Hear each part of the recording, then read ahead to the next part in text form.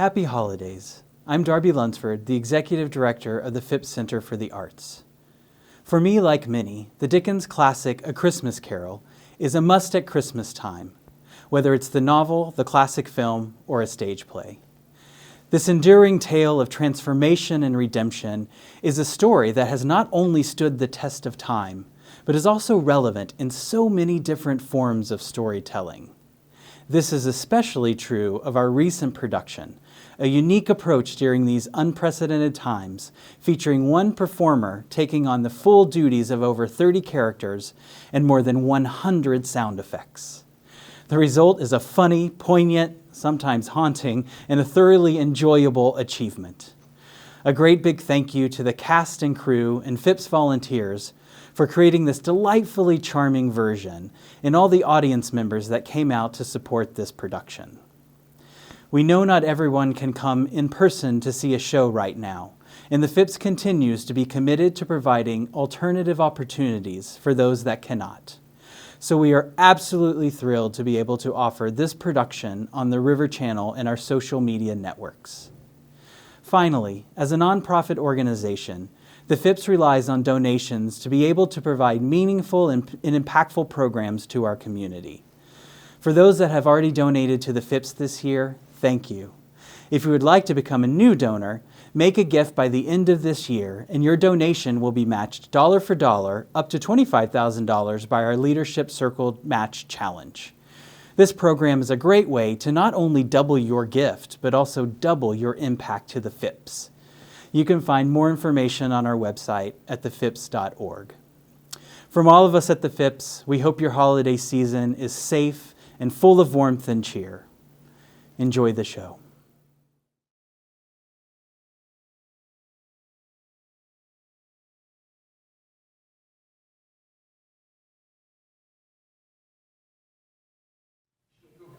Jingle bells, jingle all the way. Oh, what fun it is to ride in a one-horse open sleigh. Hey, jingle bells, jingle all the way. Oh, what fun it is to ride in a one-horse open sleigh. Hey, good evening, ladies and gentlemen, boys and girls. My name's Bob Bennett. I'd like to welcome all of you to the studios of WXMS. Oh, it is really coming down out there. Speaking of which, I just received a telephone call that our fine actors and our terrific five-piece orchestra got snowed in after a rehearsal across town, and they won't be able to make it to the studios for the show this evening. However, fear not, we will be going on the air live as promised, because our presentation of A Christmas Carol here at WXMS will be performed in its entirety by me. That's what you get for answering the phone. Oh, to tell the truth, I've always wanted to do a show by myself, play all the parts, do all the music and the sound effects. Now, this wasn't exactly what I had in mind. Be careful what you wish for. Our presentation will begin very shortly, so let me take this opportunity to remind you that as our studio audience, you're part of the show too. Kindly remain in your seats when we're on the air, and no candy wrappers. Please. Or anything else that might make noise. Please. When you see the applause sign, you know what to do. Show your Christmas spirit. Help our radio listening audience feel like they're right here in the studio with us, won't you? Once again, welcome to the studios of WXMS. Now just sit back, relax, and enjoy the show.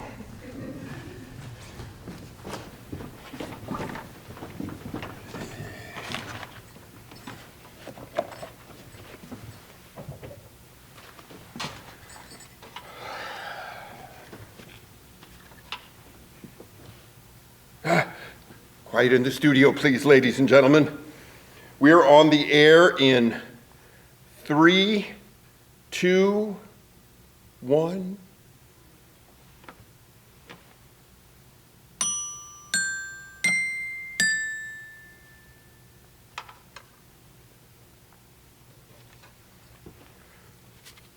And now, coming to you live from the studios of WXMS in the heartland of Mid-America, this is the WXMS Playhouse of the Air.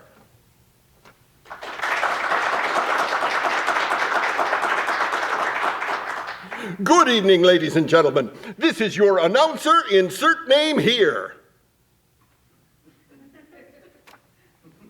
Welcoming our listening audience all across this great country of ours to our annual presentation of Charles Dickens' timeless holiday classic, A Christmas Carol, on the WXMS Playhouse of the Air.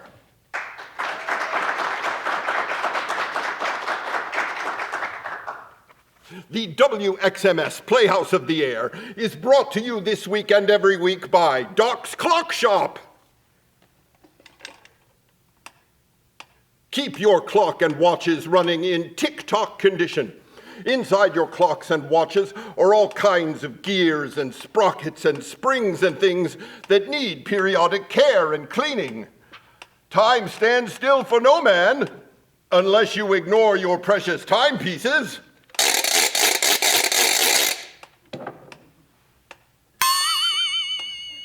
Cuckoo, cuckoo, cuckoo.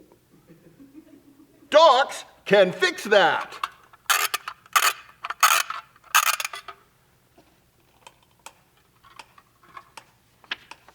So whether your heirloom timepiece needs a simple adjustment or a complete cleaning and repair, for the highest quality, dependable service, remember, it's Doc's for clocks. Doc's Clock Shop, the standard of care for 33 years, conveniently located at the corner of Broadway and Main, is proud to present this evening's performance of A Christmas Carol without further commercial interruption.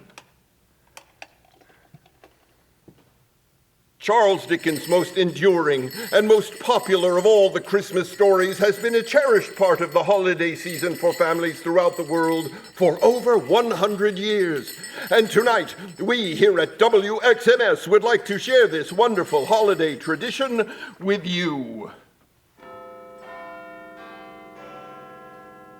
Come with us now to London, England in the year 1843.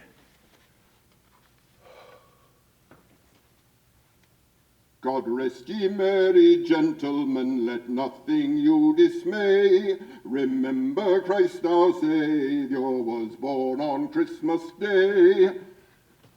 Of all the good days of the year on this Christmas Eve, old Ebenezer Scrooge, the most squeezing, wrenching, grasping, scraping, covetous, meanest, most cold-hearted man in London, sat busy in his counting house, counting his money. Old Scrooge was hard and sharp as flint he was. The coldness toward all mankind that he carried within him froze his old features, nipped his pointed nose, shriveled his cheek, stiffened his gait, made his eyes red, his thin lips blue, and spoke out to the world in his grating voice. Bah! Scrooge's partner, Jacob Marley, had been dead these 7 years. There was no doubt about that. Old Marley was dead as a doornail. But in all these 7 years, the sign above the door remained Scrooge and Marley. Scrooge never painted out Marley's name. That was the name of the firm, after all, and Scrooge couldn't be bothered to change it. People sometimes called Scrooge Scrooge, and sometimes they called him Marley, but he answered to both names. It was all the same to him.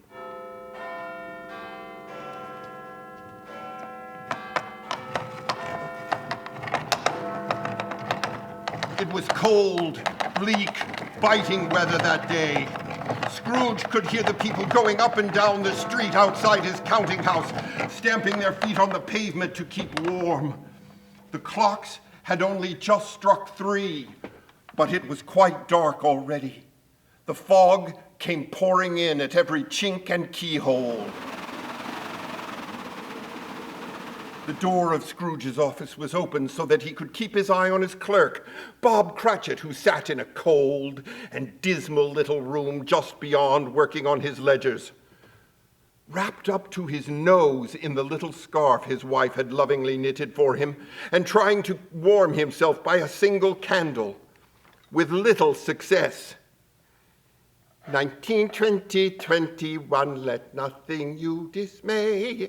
23, 29, carry 2 on Christmas Day. Cratchit! Yes, Mr. Scrooge? Stop that infernal caterwauling. Let me hear another sound out of you and you'll keep your Christmas by losing your situation. Yes, sir, Mr. Scrooge. Very sorry, sir. I was caught up in the Christmas spirit. Christmas? Bah! Humbug. Christmas? A humbug, Mr. Scrooge? Oh, I'm sure you don't mean that. I mean exactly that. Much good Christmas has ever done you, Bob Cratchit. Why, what's Christmas to you but a time for paying bills with no money and for finding yourself a year older but not a penny richer? Why, I've always thought of Christmas time as a kind, forgiving, charitable, pleasant time.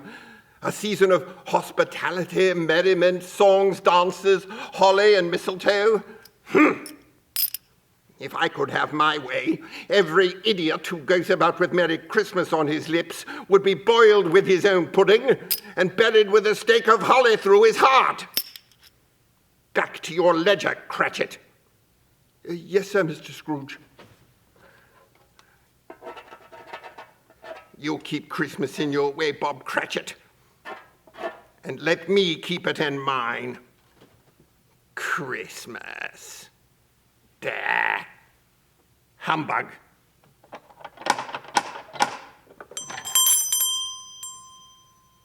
Who's there?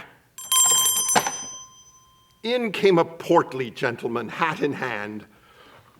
Have I the pleasure of addressing Mr. Scrooge or Mr. Marley? Marley's dead. Oh, I'm very sorry to hear that. I'm Mr. Scrooge. Ah, Mr. Scrooge, then. At this festive time of year, a few of us are endeavouring to raise a fund to buy the poor some food and drink and means of warmth. Many thousands of the poor are in want of common necessities and suffer greatly at the present time. Are there no prisons? Why, yes, Mr. Scrooge. Plenty of prisons. And the workhouses? Are they still in operation? They are, sir, although I wish I could say they were not. Ah, I'm glad to hear it. I was afraid from what you said something had occurred to stop these institutions in their useful course. What shall I put you down for, Mr. Scrooge? Nothing. Ah, you wish to remain anonymous. I wish to be left alone. Oh, Since you ask me what I wish, sir, that is my answer. I don't make merry at Christmas, and I can't afford to make idle people merry either.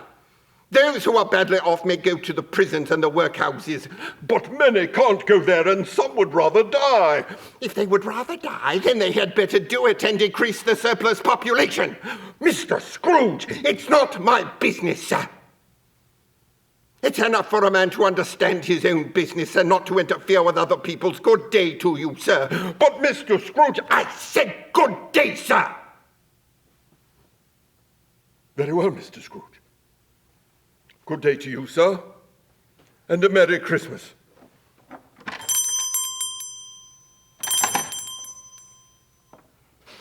Many can't go there, and some would rather die. Bah! Humbug. Meanwhile, afternoon gave way to evening, foggier yet and colder still. The darkness thickened, and the hour came for Scrooge to close up the counting house. Well, Cratchit, you'll want the whole day off tomorrow, I suppose. If it's quite convenient, sir. It's not convenient and it's not fair. If I were to dock your wages for it, you'd think yourself ill-used. Well, sir, but you don't think me ill-used when I pay a day's wages for no work. It's only once a year, sir. Once a year, indeed. A poor excuse for picking a man's pocket every 25th of December. close up your books then and be off with you, but see that you're here all the earlier the next day. Oh, yes, sir. I will indeed, sir. And a Merry Christmas to you, Mr. Scrooge. Bah! Merry Christmas, and don't slam that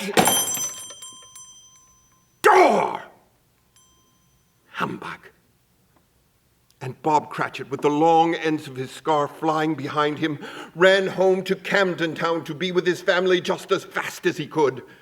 After all, it was Christmas Eve. Shortly thereafter, Scrooge closed up his counting house.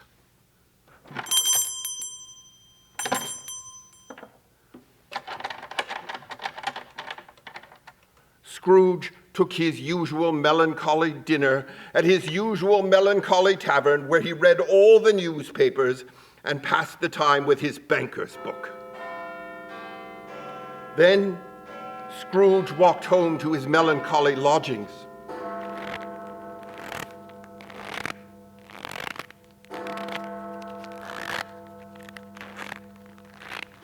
God rest ye merry gentlemen, let nothing you dismay. Get away from me, you foul little boy!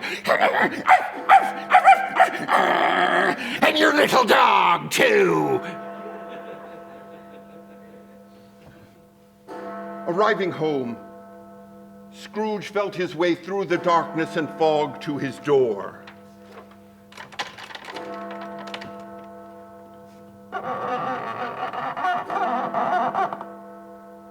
Closed the door behind him and locked himself in. Double locked himself in. Bah! Humbug. Scrooge lit a candle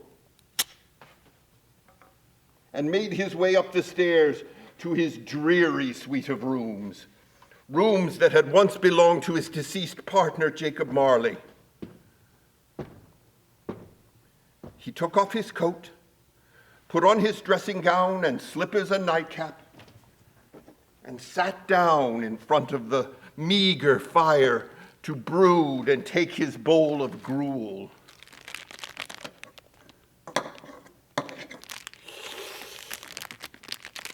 And such a meager fire it was, hardly worth the effort on such a bitterly cold night. But it was no matter to Scrooge. No warmth could warm him, nor could wintry weather chill him. And as for the darkness, well, darkness was cheap. Scrooge liked that. Christmas.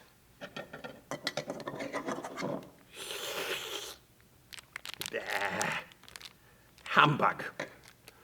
Scrooge's glance came to rest upon a disused bell that hung on the wall across the room. As he looked at it, the bell inexplicably started to move. Then it began to ring, first so softly that it could barely be heard, but soon it rang loudly, as did every bell in the house.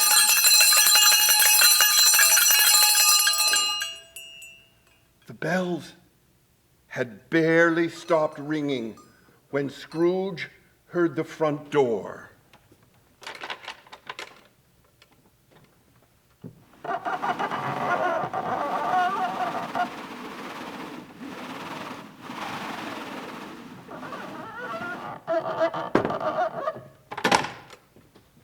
How can that be? I locked that door myself. And then he heard footsteps on the stairs and the sound of dragging chains. Closer it came. Ebenezer Scrooge. Who's there? And closer still, Ebenezer Scrooge. Who's there, I say? And into the room it came, Ebenezer Scrooge!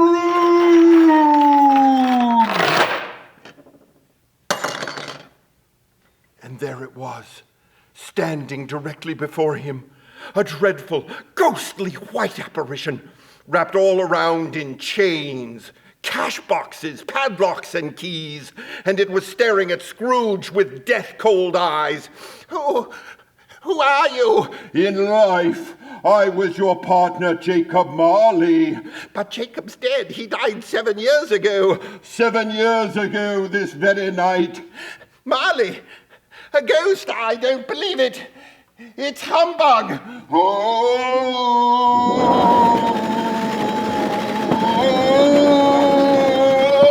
mercy, dreadful apparition, mercy. Well then, Jacob, why do you come to me? Listen to me, Ebenezer. I am condemned to wander the earth without rest, traveling far and wide forever, doomed to witness the happiness I cannot share, doomed to the incessant torture of remorse, knowing that I can never make amends for my life's misused opportunities. But you were always a good man of business, Jacob. Business? Mankind was my business. The common welfare was my business. Charity, mercy, and benevolence were all my business. The dealing of my trade were but a drop of water in the ocean of my business. Dead these 7 years and traveling all the while? Aye, all the while. And weary journeys yet lie before me. But why do you carry these chains? I wear the chains of greed I forged in life, link by link, yard by yard. I made it of my own free will as you have done. The chain was as full and as heavy as mine these 7 Christmas Eves ago. You have labored on yours since, and it has grown even more ponderous than my own. Hear me, Ebenezer. Yes, Jacob. I am here to warn you and tell you that you still have a chance and hope of escaping my fate. You were always a good friend to me. Tell me, Jacob. Tell me! Tonight, you will be visited by 3 spirits. 3 spirits? Is this the chance and hope you mentioned? It is. Then I think I'd rather not. Oh, without their visits, you cannot hope to escape my fate. Expect the first spirit when the bell tolls 1, then the second, then the third. Couldn't I take them all at once and have it over with? Oh,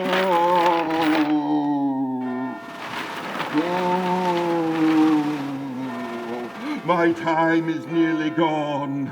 Look to see me no more.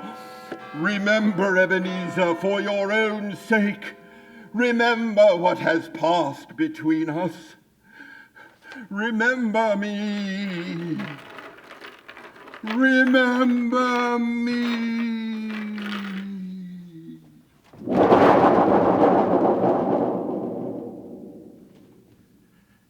Jacob? Jacob!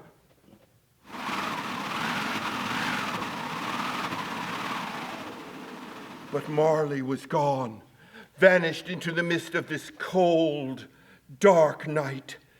And in Marley's place the night was filled with a multitude of phantoms, wandering hither and yon in restless haste, moaning and wailing in sorrow and misery as they went. Then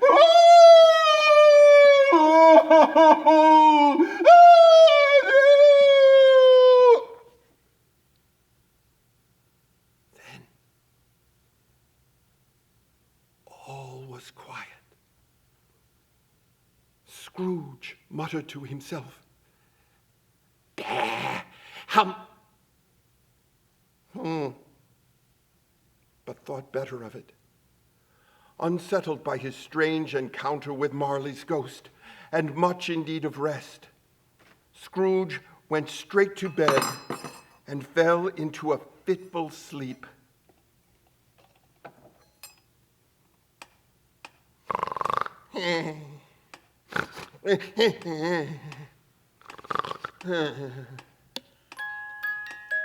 You're listening to the annual presentation of Charles Dickens' A Christmas Carol on the WXMS Playhouse of the Air. Now, back to our program.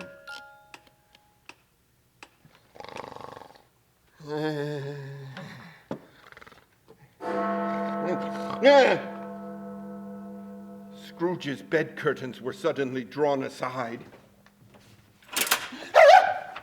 What's this? The room was instantly filled with light, and Scrooge found himself face to face with a strange, unearthly visitor. Of a child's proportions it was, yet not a child. Of an age, too, it seemed, yet its face had not a single wrinkle in it. It wore a long tunic of the purest white, and round its waist was a belt lustrous and shining. It held a branch of fresh green holly in its hand, and strangest of all, a bright, clear ray of light shined brightly from the crown of its head and illuminated everything around it. The visitor spoke to Scrooge softly, as if from a distance, although it was standing right in front of him. Ebenezer Scrooge, are you the spirit who was foretold to me? I am. What are you then? I am the ghost of Christmas past. Of Christmas long past? No, Ebenezer. Your past. What business do you have with me, spirit? Your welfare, Ebenezer. Come and walk with me. The spirit took Scrooge gently but firmly by the arm, and in an instant, Scrooge and spirit passed unhindered through the walls, and Scrooge found himself being carried above and beyond the city and far into the countryside of long ago.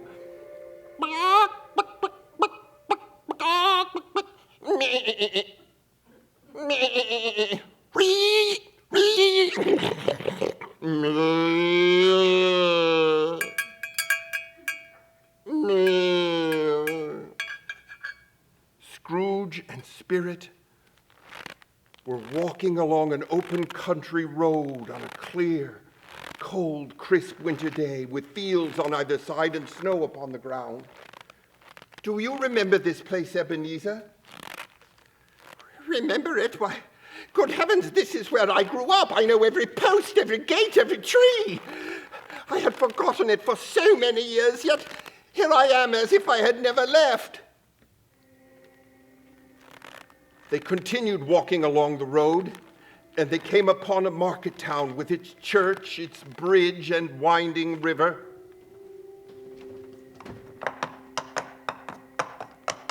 Two boys on shaggy ponies passed each other on the road. Merry Christmas, Ted! And a Merry Christmas to you, Charlie. I know those lads. Hello, you there, Ted? Charlie! They cannot hear you, Ebenezer. These are but shadows of the things that have been. They have no consciousness of us. Come, Ebenezer, let's go on.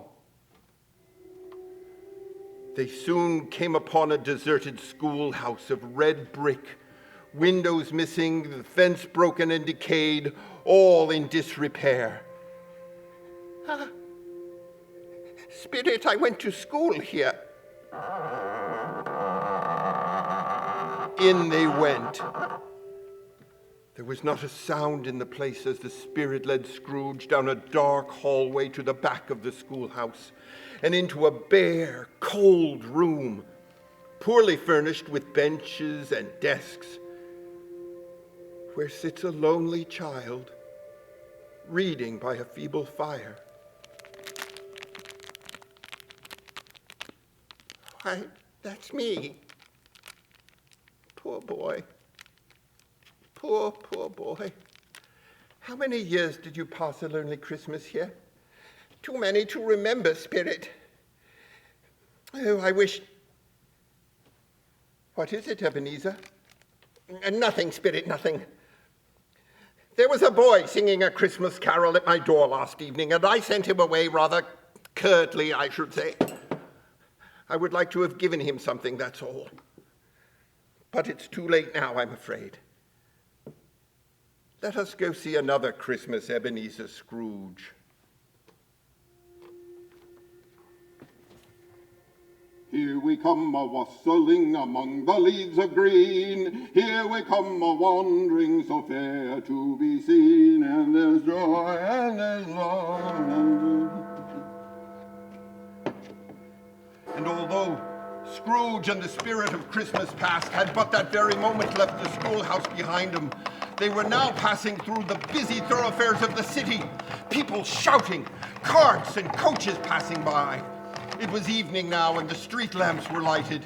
Scrooge suddenly stopped and pointed down the way. Look! There! There! You know this place, Ebenezer? Know it? I was apprenticed here. Scrooge hurried ahead down the familiar street and rushed inside an old warehouse. At the front of the room was an old gentleman in a Welsh wig, sitting behind a high desk that if he had been but 2 inches taller, he'd have knocked his head against the ceiling. Scrooge recognized him at once. Bless his heart! It's old Fezziwig alive again! At that moment, old Fezziwig laid down his pen and looked up at the clock, which pointed to the hour of 7. He rubbed his hands together, adjusted his capacious waistcoat, laughed all over himself, and called out in his fat, jovial voice to a much younger Ebenezer Scrooge, "Oh there, Ebenezer! No more work tonight, it's Christmas Eve! Clear away now, my lad, and let's have some room here." "Yes, right away, Mr. Fezziwig." The room was cleared in the flash of an eye. The lamps were trimmed, fuel was heaped upon the fire, tables were brought in laden with food and drink.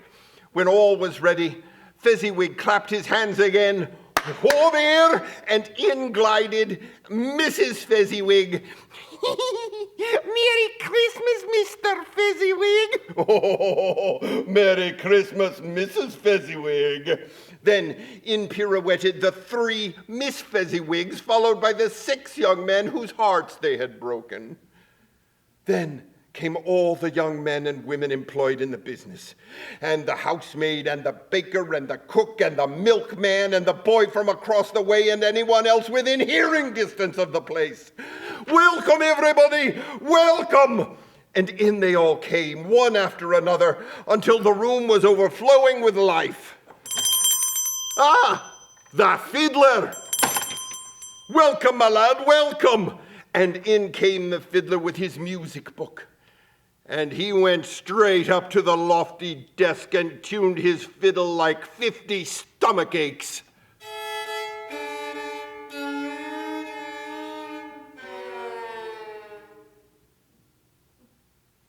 "Music, maestro, if you please."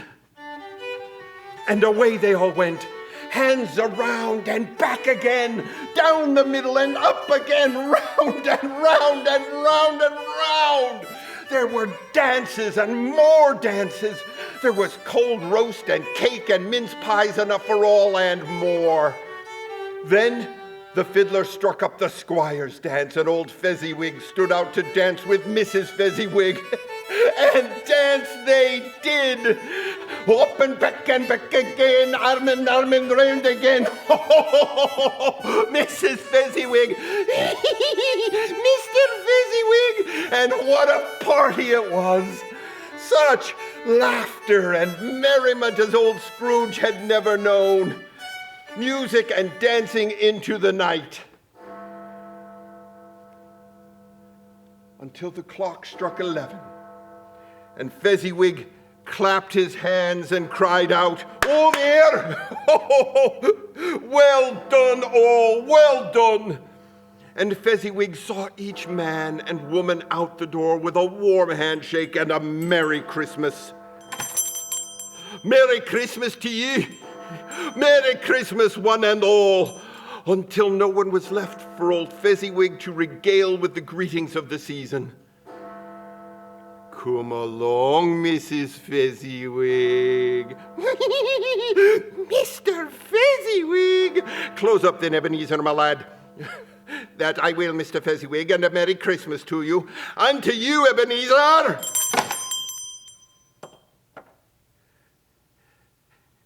Bless my soul. There wasn't a better man alive. He spent but a few pounds to make you so full of gratitude. Is that so much that he deserves such praise? It isn't that, Spirit. He had the power to make us happy or unhappy, to make our service light or burdensome. The happiness he gave was quite as great as if it had cost a fortune. Oh, Spirit. What's the matter, Ebenezer? Oh, nothing. I should like to be able to say a word or two to my clerk, Bob Cratchit, just now, that's all.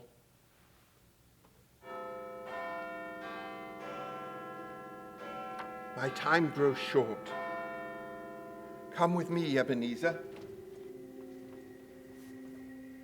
Lo, how a rose there blooming from tender stem hath sprung, of Jesse's lineage coming, as men of old have sung.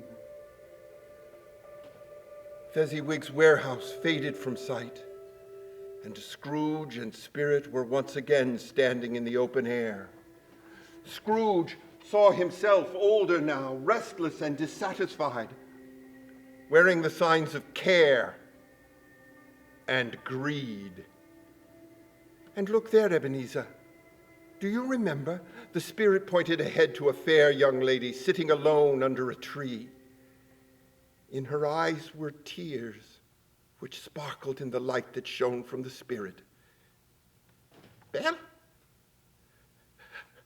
Belle! Ebenezer, another idol has replaced me in your heart. My dear Belle, whatever do you mean? What idol has displaced you? A golden one? I have watched your nobler aspirations fall away one by one, until now you care only for money. You have no room left in your heart for me. No, Belle, I'm not changed towards you. I would gladly think otherwise if I could. When we were betrothed, you were a different man, Ebenezer. We were both poor and content to be so, but your feelings have changed. Now you seek only fortune. So I must release you from your promise to marry me. My dear Belle, I release you with a full heart, Ebenezer, for the love of him you once were. May you be happy in the life you've chosen. May your love of wealth cheer and comfort you in the years to come, as I would like to have done. Goodbye, Ebenezer. Belle! Belle!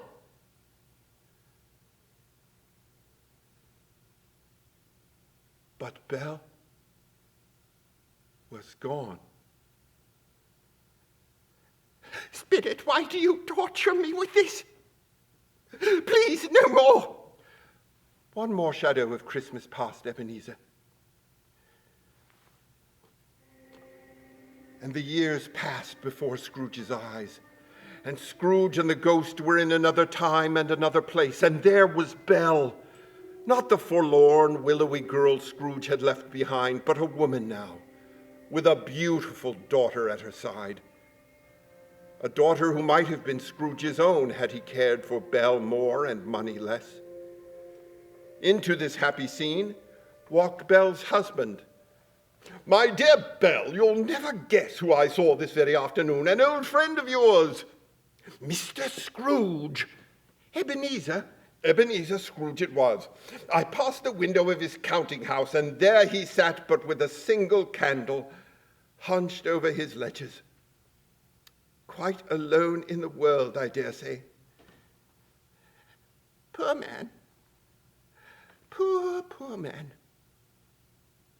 Shame me no more, Spirit, no more. Take me back. Take me back.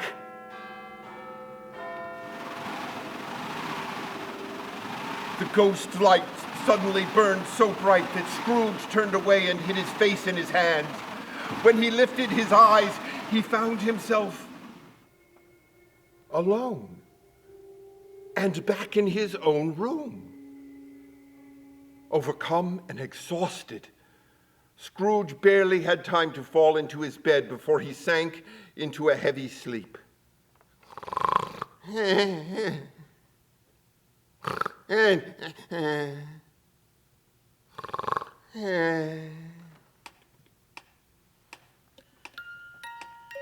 You're listening to the annual presentation of Charles Dickens' classic, A Christmas Carol, on the WXMS Playhouse of the Air. And now, back to our program.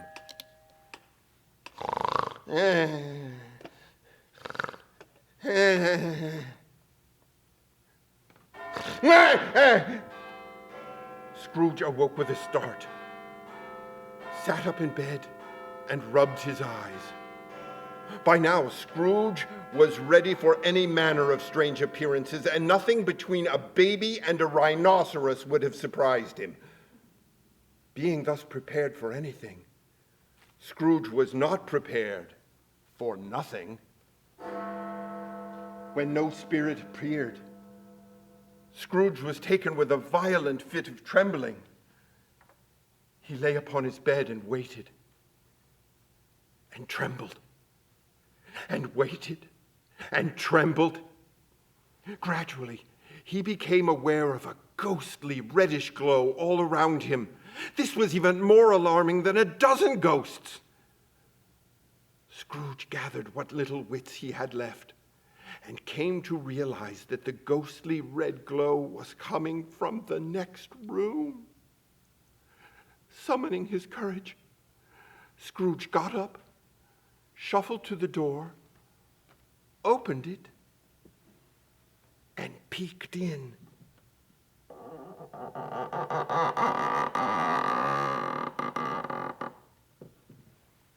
Hello? Who's there? Scrooge hardly recognized the room as his own. The room glowed red from a roaring fire. The walls and ceilings of the room were decorated with holly and mistletoe and evergreens of all kinds. Every inch of the floor was covered with food and gifts of all shapes and sizes. And in the center of it all, high on a stately throne, sat a giant of a man. Ebenezer Scrooge! Come in, Ebenezer. Look upon me and know me better, man. I am the ghost of Christmas present. The genial giant was clothed in a simple green robe, bordered all around with white fur. On his head, a huge wreath of holly decorated with shining icicles, and in his hand a glowing torch. You have never seen the like of me before, Ebenezer? Never, Spirit, never in my life. There have been more than 1,800 of my brothers before me, Ebenezer. More than 1,800? A tremendous family to provide for, to be sure.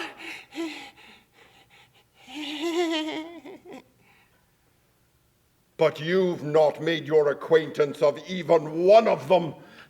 I'm sorry to say that I have not.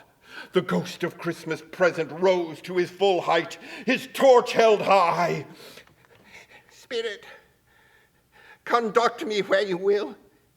If you have anything to teach me, let me know. Here, Ebenezer, touch my robe.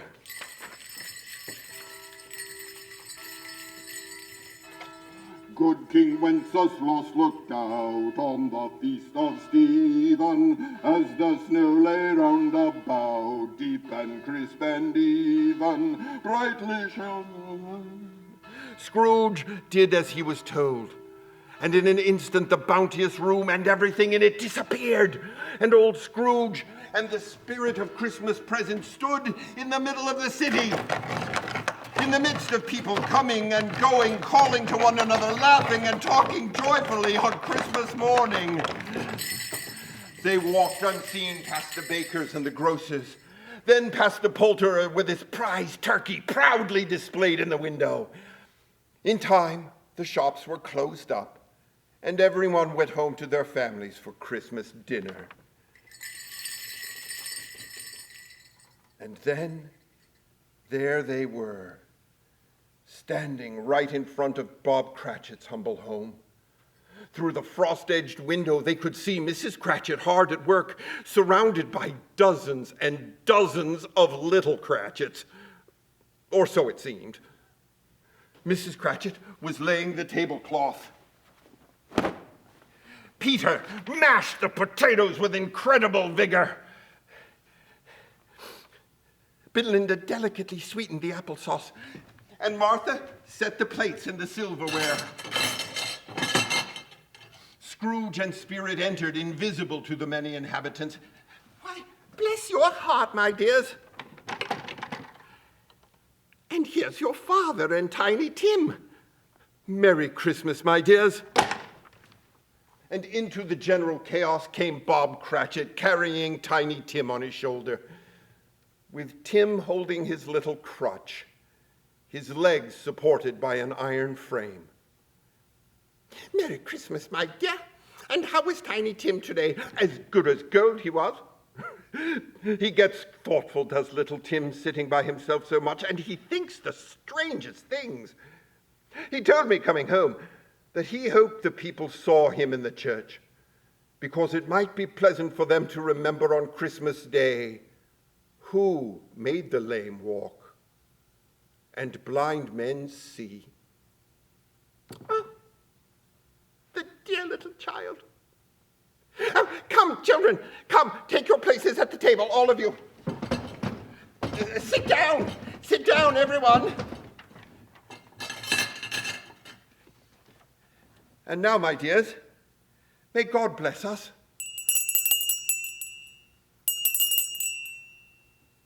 What's that you say, Tiny Tim?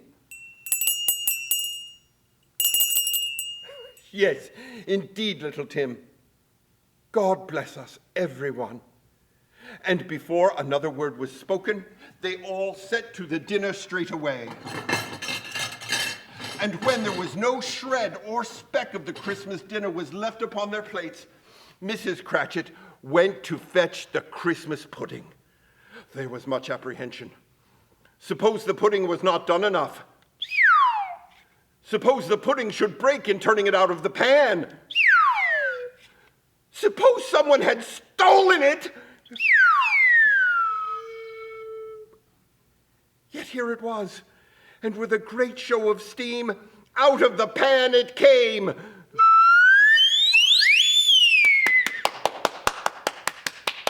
Mrs. Cratchit bore it to the table, smiling proudly. It looked like a speckled cannonball, blazing as it was from the smallest spoonful of ignited brandy, with a merry sprig of Christmas holly stuck into the top. Ah, my dear, this is easily the greatest of your successes since our marriage. Everybody had something wonderful to say about the pudding, and nobody mentioned or even thought that it was a very small pudding indeed for such a large family. A Merry Christmas to us all, my dears, and may God bless us. Yes, indeed, Tiny Tim. God bless us, everyone. Spirit, tell me if Tiny Tim will live. I see a vacant seat at the table, and a crotch without an owner carefully preserved. Oh, no, Spirit. Say he'll be spared. If these shadows remain unaltered by the future, the child will die. But what of that? If he's going to die, he'd better do it and decrease the surplus population. And the family? And what of them? Are there no prisons? Are there no workhouses? The dinner done, Bob Cratchit called his family to attention. And now, a toast to Mr. Scrooge, the founder of the feast. Ah, a toast to me. Ha! The founder of the feast, indeed. I wish I had him here just now. I'd give him a piece of my mind to feast on. Oh, dear me. My dear, it's Christmas Day. Well, it should be Christmas Day, I'm sure, on which one drinks the health of such a stingy, hard, unfeeling man as Mr. Scrooge. My dear, Christmas Day. Very well, Bob. I'll drink his health for your sake and the day's, but not for his. A Merry Christmas and a Happy New Year to Mr. Scrooge.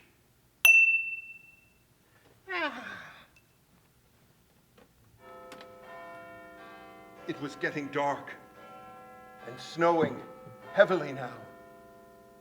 Once again, Ebenezer, touch my robe.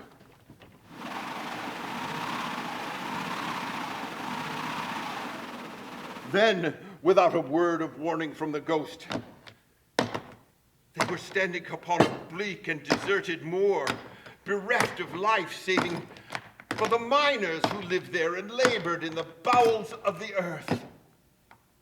In the distance, a light shone from the window of a hut of mud and stone, and as they advanced towards it,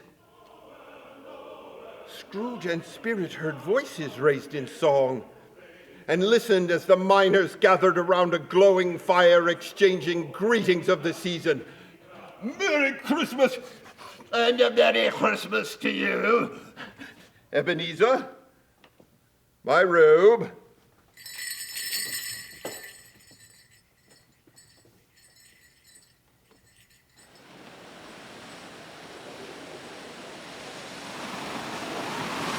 Quickly, they rose above the earth, and across the moor they sped, past a frightful range of rocks at Land's End, and far out to sea, faster than Scrooge had ever hoped to go, that's for certain. Merciful heavens! Spirit! The ghost and Scrooge sped on above the black and heaving sea, and far from any shore they lighted on a ship, battered by wind and waves.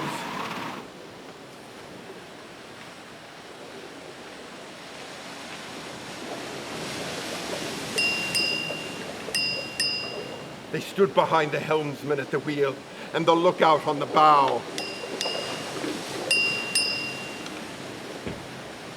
They walked with the officers on the watch, and to a man, each of them hummed or sang a Christmas tune.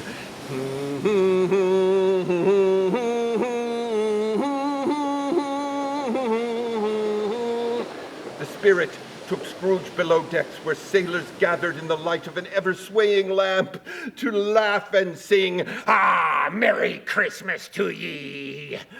Aye, a Merry Christmas and to safe seas. Ahoy, Captain! Fair skies ahead. On they travelled. Far they went, and much they saw. Scrooge and the ghost of Christmas present visited the sick and destitute, poor in means, but with spirits unbroken, and with happiness in their hearts. And Scrooge remembered his thoughtless words. Are there no prisons? Are there no workhouses? And Scrooge felt ashamed to have uttered such pitiless sentiment. And on they went to the homes of the less fortunate, where they saw proud, happy parents, and the children of the house laughing and playing and running all about. Stop it! Stop it! Stop it! Make him stop! And everywhere they went, they saw happiness and joy. But, Spirit, how can this be? How can these make merry who have not so much as 2 coins to rub together?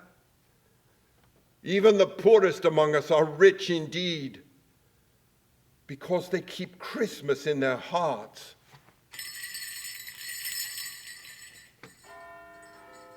It was a long night, and although Scrooge remained unaltered in appearance, the ghost had grown ever older.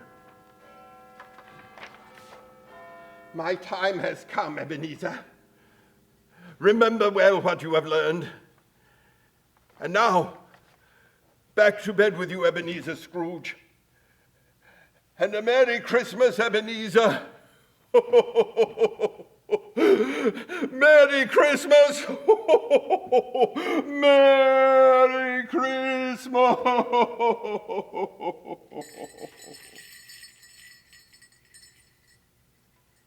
Scrooge did as he was told and was soon fast asleep once again.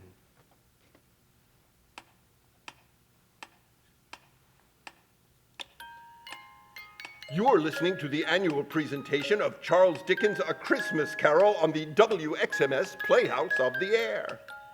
And now, back to our program.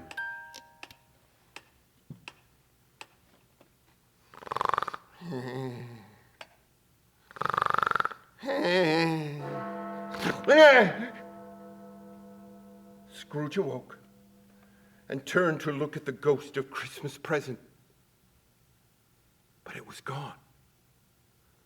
Then Scrooge remembered the prediction of old Jacob Marley. He looked around into the darkness, and he saw coming toward him, slowly, gravely, and silently, like a mist upon the ground, a solemn phantom. Tall, stately, and mysterious, shrouded in a deep black robe which concealed its head, its face, and its form, and left nothing of it visible except one pale, thin, outstretched hand. Its mysterious presence filled Scrooge with dread. Am I in the presence of the ghost of Christmas yet to come? The spirit did not answer, but pointed straight before them. You are about to show me the shadows of the things that have not yet happened, but will happen in the time before us. Is that so, Spirit? Again, the spirit did not answer, but Scrooge sensed an almost imperceptible movement, as if the spirit had inclined its head ever so slightly. Ghost of the future, I fear you more than any other spirit I have seen. Will you not speak to me? The phantom moved away. Scrooge feared the silent shape so much that his legs trembled beneath him and he could barely stand. The spirit paused a moment to let Scrooge recover his strength, then silently moved away. Lead on then, Spirit. I'll follow. Now, they were at the London Exchange in the heart of the city at midday. At this time of day, Scrooge expected to see himself standing in his accustomed corner, but he was not there. In his place stood a small group of merchants who Scrooge and the spirit approached unseen. I don't know much about it. I only know he's dead. When did he die? Last night, I believe. Well, I thought he'd never die. What's he done with his money? I haven't heard. He hasn't left it to me, that's all I know.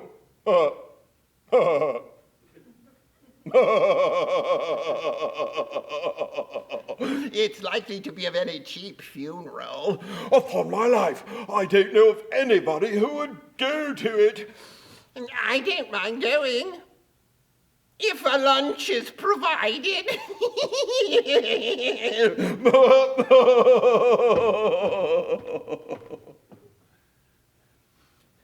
Spirit, I don't know why you attach any importance to such a trivial conversation.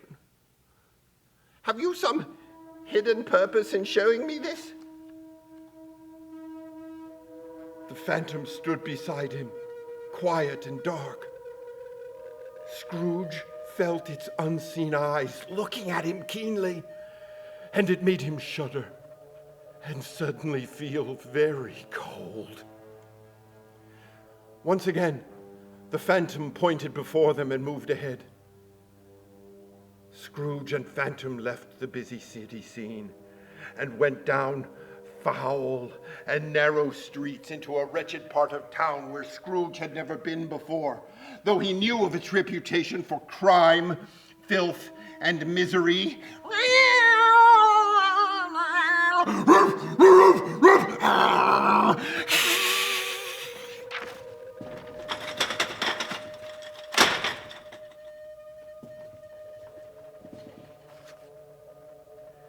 They stopped at a dark and dingy shop where all manner of ill-used and ill-gotten goods were bought and sold.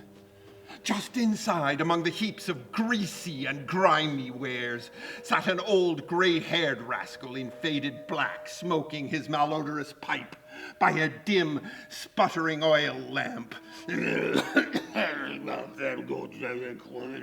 As Scrooge and Spirit watched, an old charwoman slunk into the shop, laden with a heavy bundle which she threw down on the floor. Right then, old Joe. Open that sack then, and let me have the value of it. Oh? And what have we here now? Go on then. Open it up. The old man carefully picked through her offerings. Aye. A pencil case, is it? Sleeve buttons, towels, sheets. Here now. What do you call this then? Them there, my dear, is bed curtains. Bed curtains? Aye, they are. I pilched them myself. You don't mean to say you took 'em down with him lying there? And why not? He should have had somebody to look after him when he was struck with death, instead of lying there all alone by himself. And his blankets too? He isn't likely to take cold without 'em, I dare say. Not where he's going!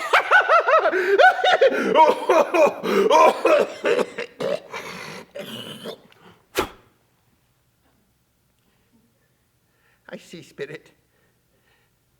The case of this unhappy man might be my own.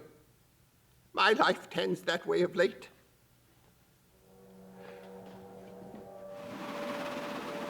The phantom lifted Scrooge away from the shop.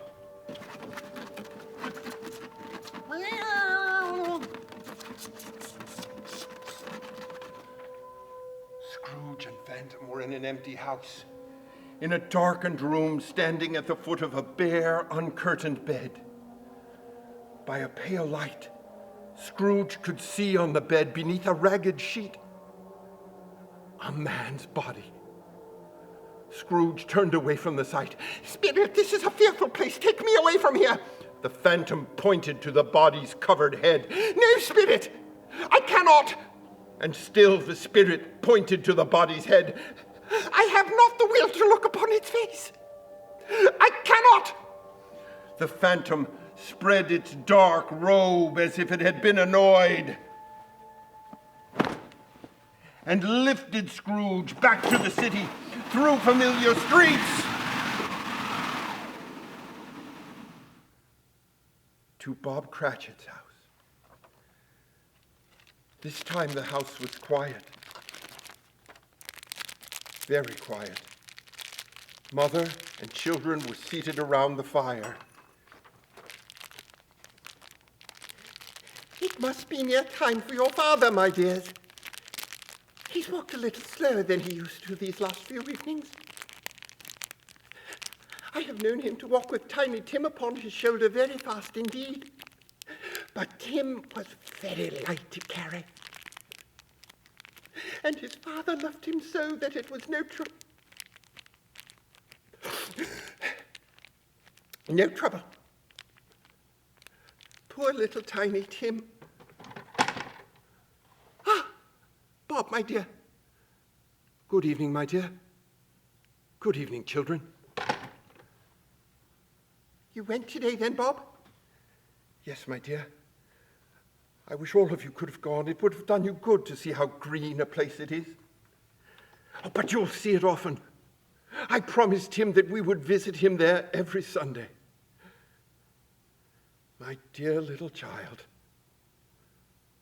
Father sat down in the midst of his grieving family and drew them close around him. Let's all of us remember how good little Tim was, and patient, and brave, though he was just a little child.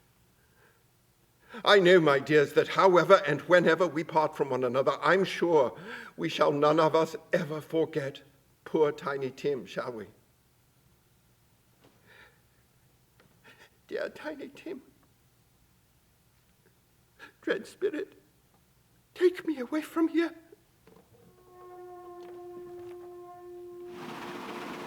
The ghost of Christmas yet to come conveyed Scrooge as before through the streets to another part of town. There it is! My counting house down that lane. Come, spirit, let me see what lies ahead in the days to come. Scrooge hurried ahead down the lane, leaving the phantom behind. But Scrooge stopped short. But where's the sign? Scrooge and Marley, nowhere to be seen. Scrooge looked into the window of his office. Why, what's happened? What's this all different? And who is that in my chair? It had all changed. The furnishings were not the same, and the figure in the chair was not Ebenezer Scrooge, nor anyone he knew. The phantom pointed into the distance. Reluctantly, Scrooge rejoined the spirit and followed at a fair distance until at last they reached the far end of the city. The spirit paused by an iron gate. Scrooge pushed open the gate and walked slowly ahead, the spirit by his side. It was a churchyard, forlorn and desolate. Darkness overtook them as the spirit stood among the overgrown and unkempt graves and tombs. Pointed to one tomb in particular, untended for many a year, grown round with weeds, covered with snow. Before I draw nearer to that tomb to which you point, answer me one question. Are these the shadows of the things that will be, or are they the shadows of things that may only be? Still the ghost pointed to the tomb by which it stood. Scrooge crept, trembling toward the tomb to which the spirit pointed, brushed away the snow, and read the inscription. Ebenezer Scrooge!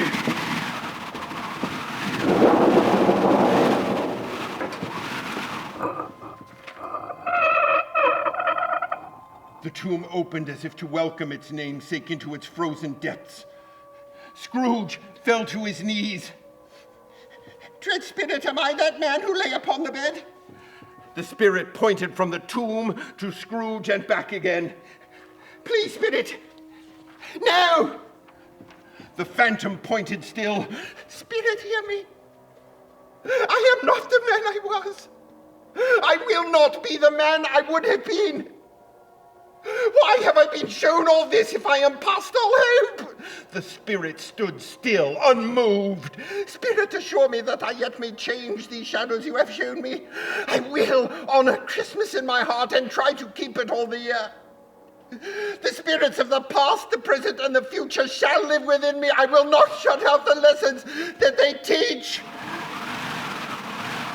Scrooge clutched desperately onto the spirit's robe so as not to be drawn into the tomb. No,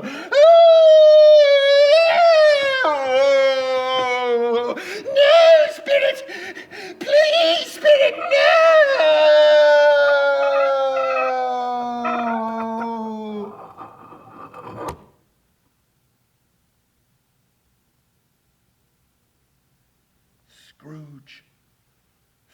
found himself clutching his own bed curtains. Yes, the bed was his own. The bed curtains were his own. They're not torn down. They're still here. And I'm still here. I don't know what to do. I don't know what day of the month it is. I don't know how long I've been among the spirits. I don't know anything. Why, I'm light as a feather. And merry as a schoolboy.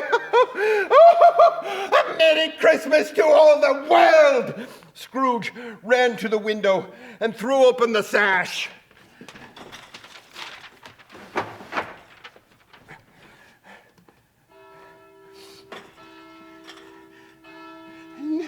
No fog, no mist. A clear, bright, brisk morning, golden sunlight, cold, sweet, fresh air. Oh, hello there, boy. What's today, my fine young fellow? Today, sir? Why, it's Christmas Day, of course. Christmas Day. I haven't missed it. The spirits did it all in one night. Hello, my fine young fellow.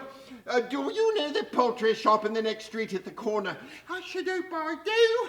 An intelligent boy, a remarkable boy. Do you know whether they've sold the prize turkey that was hanging in the window there? What? The one as big as me? Delightful boy! Yes, my lad, the one as big as you. Why, it's hanging there right now. Well then, my fine young man, go and buy it, and tell them to deliver it to Bob Cratchit's home in Camden Town, quick as a wink. Here's the money for the turkey, and a little extra for yourself.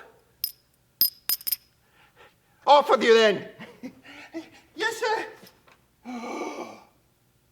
Thank you, sir.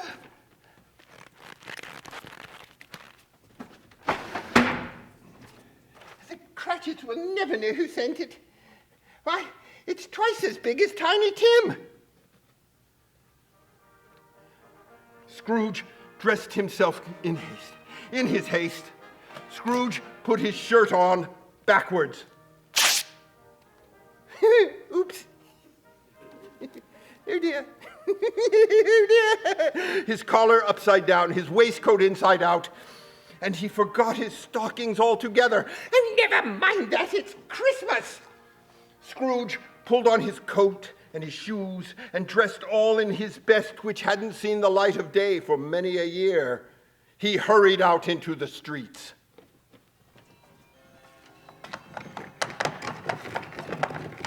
What a glorious Christmas morning. The people were pouring forth from every church and every home. Walking along with his hands behind him, Scrooge regarded everyone he paused with a delighted smile. Good morning to you, sir. Merry Christmas to you. And a Merry Christmas to you. And he patted little children on the head. Merry Christmas, my lad. Merry Christmas, sir. Scrooge had not gone far when he saw coming toward him the gentleman who had walked into his counting house the day before, soliciting funds for the poor. Are you there? My dear sir, a Merry Christmas to you. I hope you succeeded in raising sufficient funds for the poor yesterday. What? Bless me, is it Mr. Scrooge? Yes, that's my name, and I fear it might not be a pleasant one to you. Allow me to beg your pardon, sir. I wish to make amends. Make amends? Indeed I would. If I might have a word. That said, Scrooge took the gentleman aside. My dear Mr. Scrooge, are you serious? Quite so. Quite so. And not a farthing less, my good man. A great many back payments are included in that amount, I assure you. Why, Mr. Scrooge, this is very generous of you. Call on me tomorrow, will you? I will, Mr. Scrooge. I will, Mr. Scrooge. I surely will. And thank you, Mr. Scrooge. Thank you, my good man. And Merry Christmas to you. And a very Merry Christmas to you, sir. Scrooge went to the church and then walked all about the streets all afternoon. He had never dreamed that any walk could give him so much happiness. Wonderful. Just wonderful. It was late evening when Scrooge made his way home again, tired and yet content. Merry Christmas! Merry Christmas! Merry Christmas! A Merry Christmas indeed.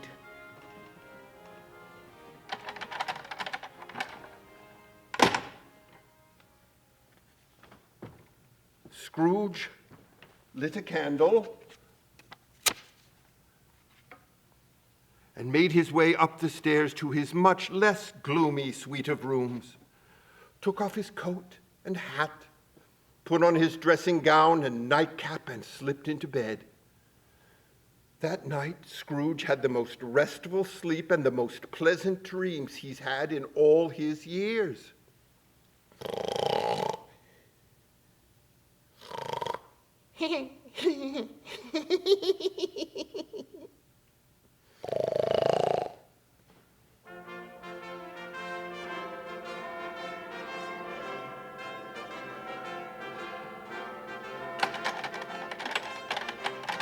Next morning, Scrooge was at his counting house even earlier than usual.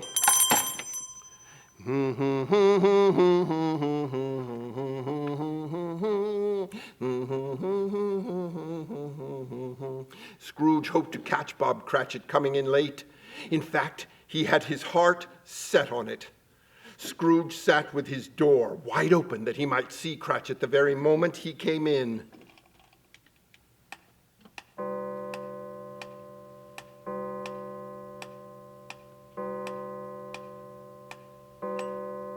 The clock struck 9. No Bob Cratchit. 1:15. Still no Bob Cratchit.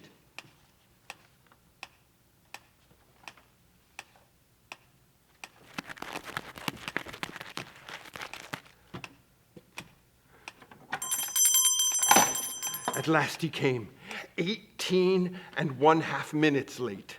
His hat was off before he even closed the door, his scarf too. But before he could sit down, Cratchit! Yes, sir? What do you mean by coming in at this time of day? I'm very sorry, sir. I am behind my time. Why, yes, you are. You certainly are. It won't happen again, sir. Oh, you can be certain of that, Bob Cratchit. I'm not going to stand for this sort of thing any longer. And therefore, Bob Cratchit, and therefore, I'm going to raise your salary.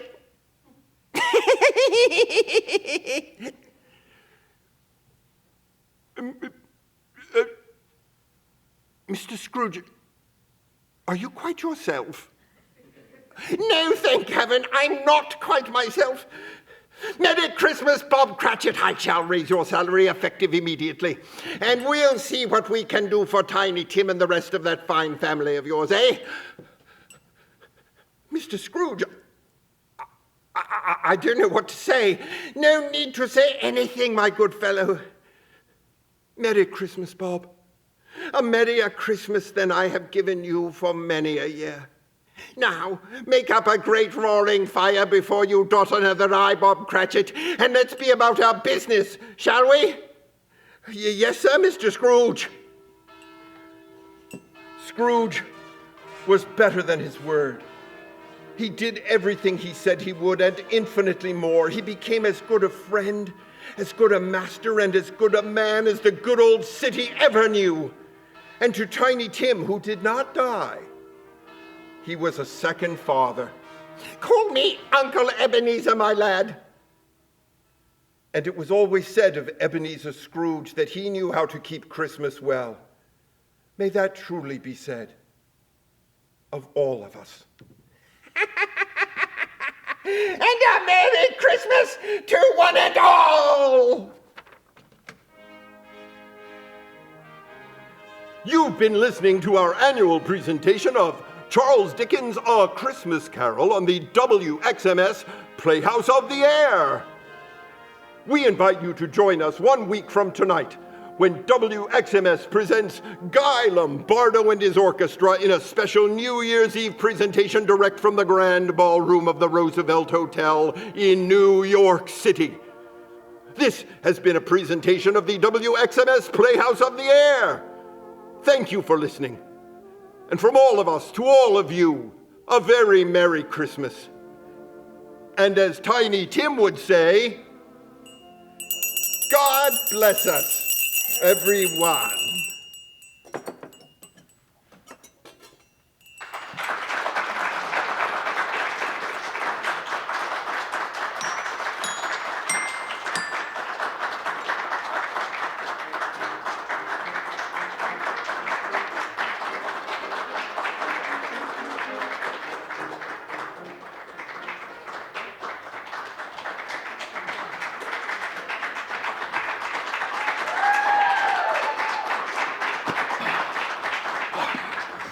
Thank you kindly, ladies and gentlemen, boys and girls.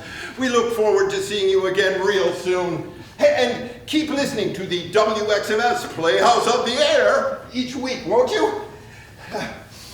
Bye now. Merry Christmas and Happy New Year! Jingle bells, jingle all the way. Oh, what fun it is to ride in a one-horse open sleigh. Hey, jingle bells, jingle bells.